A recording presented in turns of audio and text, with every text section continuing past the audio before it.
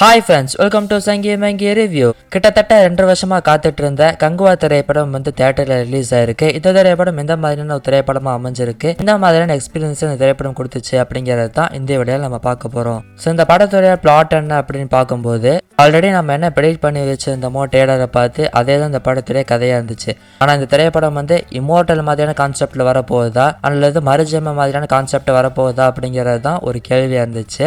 As usual ஒரு மறுஜென்மம் கதையாக தான் திரைப்படம் அப்படிங்கிறது வந்திருக்கு.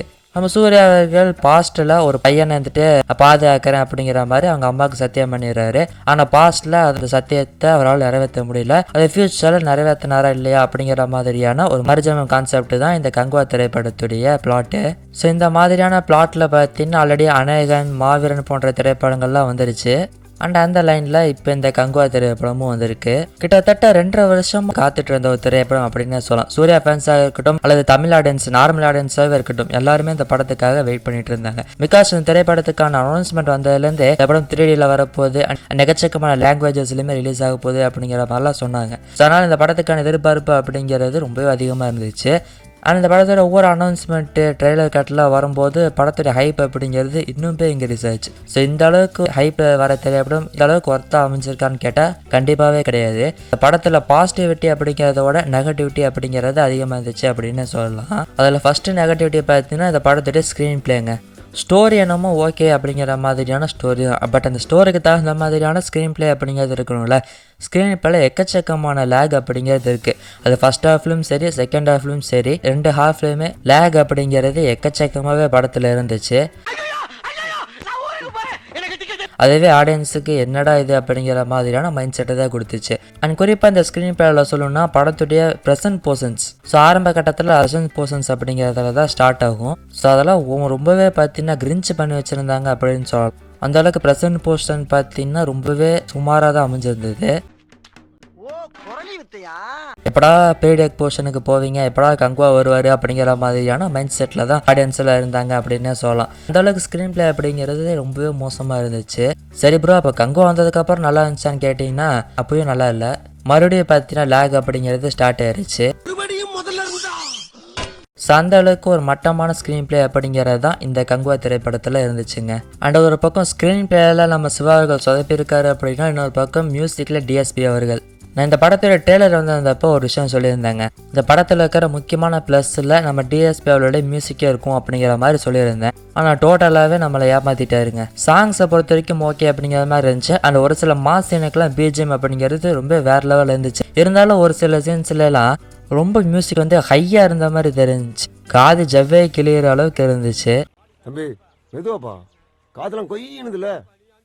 ஒரு பக்கம் மியூசிக்னு இந்த பக்கம் படத்தில் நடிச்சுக்கிற கேரக்டர்ஸ் எல்லாமே கத்துறாங்க. எல்லா கேரக்டர்ஸ், சின்ன சின்ன கேரக்டர்ஸ் கொண்டு கத்தி தான் பேசுகிறாங்க. ஸோ அதனால இந்த இறைச்சல் அப்படிங்கிறது படத்தில் அதிகமாகவே இருந்துச்சு அப்படின்னு சொல்லலாம். அவனை சொல்லி நிறுத்துங்களேன்டா, அண்ட் அதுவே இந்த படத்துக்கு ஒரு நெகட்டிவிட்டி அப்படின்னு சொல்லலாங்க. அண்ட் அடுத்ததான் இந்த படத்தில் நினச்ச இந்த கேரக்டர்ஸ் பார்த்தீங்கன்னா ஒழுங்காக வடிவமைக்கல அப்படிங்கிறது தான் உண்மை. இந்த படத்தில் பார்த்தீங்கன்னா நம்ம சூர்யா கேரக்டர், அண்ட் அடுத்ததா அந்த சின்ன பையன் ஒருத்தன் இருப்பான் அந்த கேரக்டர், அடுத்ததா பாபியோட கேரக்டர் பார்த்தீங்கன்னா கொஞ்சம். ஸோ அவ்வளோதான் பார்த்தீங்கன்னா இந்த படத்தில் கேரக்டர்ஸ் மனசில் நின்றது. மற்றபடி இந்த படத்தில் வேற எந்த கேரக்டர்ஸுமே பார்த்தீங்கன்னா பெருசாக ஓட்டலை. எல்லாமே அவங்கவுங்க வாங்கின சம்பளத்துக்கு லைட்டாக நடிச்சு கொடுத்துட்டு போயிருக்காங்க. அந்த மாதிரி தான் அவங்களுக்கான ரைட்டிங் அப்படிங்கிறது இருந்துச்சு. பெர்ஃபார்மன்ஸ் நல்லா கொடுத்துருந்தாங்க, பட் அவங்களுக்கான ரைட்டிங் அப்படிங்கிறது அவ்வளோ ஸ்ட்ராங்காக இல்லை. ஸோ கேரக்டரைசேஷனை பற்றி பேசும்போது இந்த படத்துடைய வில்லனான பாபி டியோல் அவர்கள் அவளை பற்றி பேசியே ஆகணும். பொதுவாக எல்லா படத்துக்குமே பார்த்தீங்கன்னா வில்லன் கேரக்டர் எந்த அளவுக்கு ஒரு ஸ்ட்ராங்காக அமையுதோ அதை பொறுத்து தான் இந்த படத்துடைய கதையே அப்படின்னே சொல்லலாம். இந்த படத்துடைய சுவாரஸ்யமே இருக்கு அப்படின்னே சொல்லலாம். ஸோ இந்த திரைப்படத்தில் நம்ம பாபி டியோல் அவர்கள் பார்த்தீங்கன்னா அவர் கொடுத்துருக்க அதிகபட்ச வில்லனிசமே ஒருத்தர் பக்கத்தில் நின்றா அவர் தூக்கி கொள்றது தான். மற்றபடி பெருசாக இருக்க வில்லனிசம்லாம் எதுவுமே கிடையாது. சூர்யா அவர்கள் பார்த்தீங்கன்னா அவர் அசால்ட்டாக கிளைமேக்ஸில் அடித்து போட்டு போயிட்டே இருக்காரு. அந்த மாதிரி தான் இந்த படத்தில் வில்லன் கேரக்டர் அப்படிங்கிறத கொடுத்துருக்காங்க. அண்ட் அதுக்கு மாறா இந்த படத்துல கிளைமேக்ஸில் ஒரு கேமியோ பார்த்தீங்கன்னா வந்துருப்பார் ஒருத்தர். ஸோ அவருக்கு பார்த்தீங்கன்னா வில்லன் ரோல் தான் கொடுத்துருக்காங்க. அண்ட் அவரோட வில்லனிசம் கூட பார்ட் 1 நல்லா இருக்கும் அப்படிங்கிற மாதிரி தான் அது தெரிஞ்சு. அந்த அளவுக்கு மோசமான ஒரு ரைட்டிங் தான் அவருக்குமே இருந்துச்சு. அந்த இடத்துல இந்த படத்துக்கான பார்ட் 2 லீடு கொடுத்துருந்தாங்க பார்த்தீங்களா. ஸோ அதை பார்த்தீங்கன்னா நல்லா தான் இருந்துச்சு. ஆடியன்ஸ் எல்லாம் என்ஜாய் பண்ணாங்க.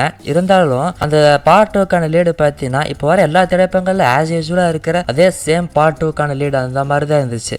புதுசா எதுவுமே பார்த்து நான் ட்ரை பண்ணல. இந்த அனிமல் திரைப்படத்துல கடைசி அஜிஸ் வருவார் பாத்தீங்களா, அந்த மாதிரி.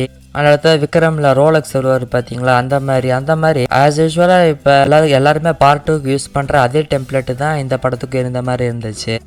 முடியல. ஸோ படத்தில் என்ன ப்ரோ ப்ளஸ்ஸே இல்லையா அப்படின்னு சொல்லி கேட்டிங்கன்னா, படம் பார்க்கும்போது நாங்களே அதான் தேடிட்டு இருந்தோம். என்னடா உள்ள ஒண்ணுமே இல்ல. அந்த அளவுக்கு ப்ளஸ் பாயிண்ட் அப்படிங்கிறது கம்மியாக தான் இருந்துச்சு. ஸோ அப்படி தேடி கண்டுபிடிச்ச ஒரு சில ப்ளஸ் பாயிண்ட் இருக்குது, அதெல்லாம் என்னென்ன அப்படிங்கிறத சொல்கிறேன்.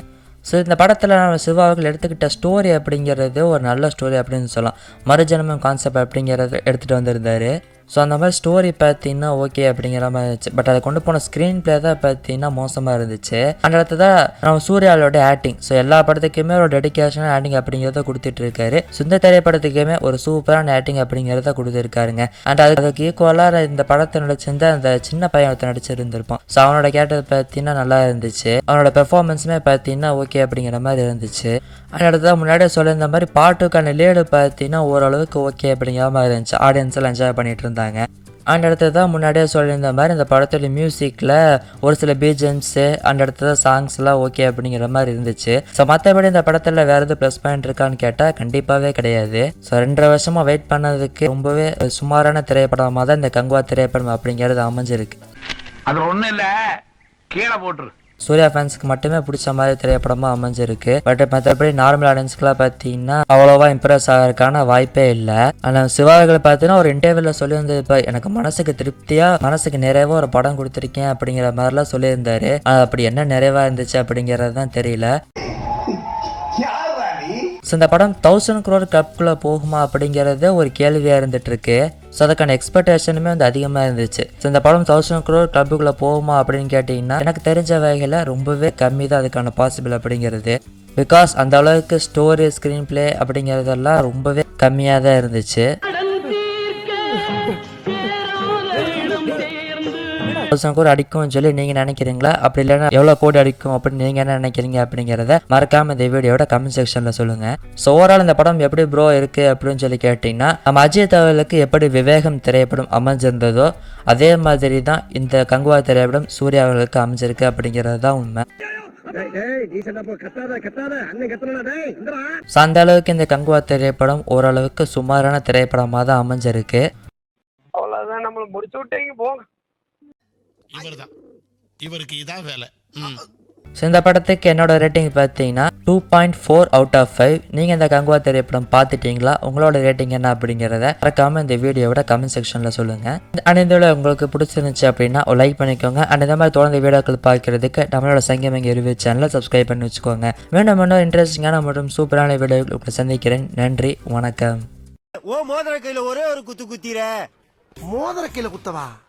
அண்ணா ஏதோ சென்டிமெண்டா கேக்குறானே, போடா போகுதுண்ணே, ஒரு குத்து குத்துண்ணே. அப்படியா?